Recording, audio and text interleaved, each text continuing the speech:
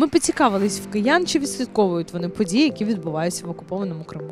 Ні, не відслідковую. Але я знаю, що там є багато людей, налаштовані повернутися територію і самі в Україну, і вони займаються активним партизанством. Це ми знаємо.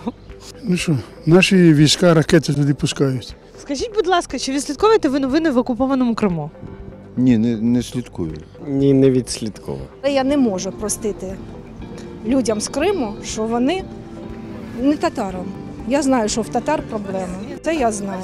Я про інших кажу. Ті, що поїхали, і ті, що там їх чекали.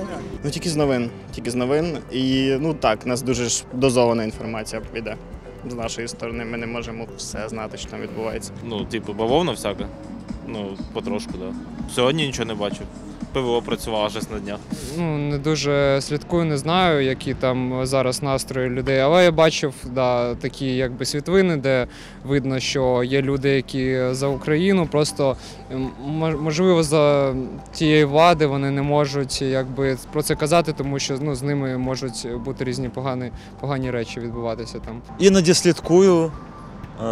Відчуття двояке насправді. З однієї сторони радісно бачити, наприклад, коли люди на території Криму фотографують, наприклад, прапор наш, так обережненько, щоб ніхто не побачив. З іншого боку, неприємно, коли бачиш протилежну ситуацію, коли на півострові люди налаштовані не зовсім проукраїнські. Знайомих немає, на жаль, новин звідти, так, щоб вони були якось популяризовані, їх також немає, того інформації насправді дуже мало.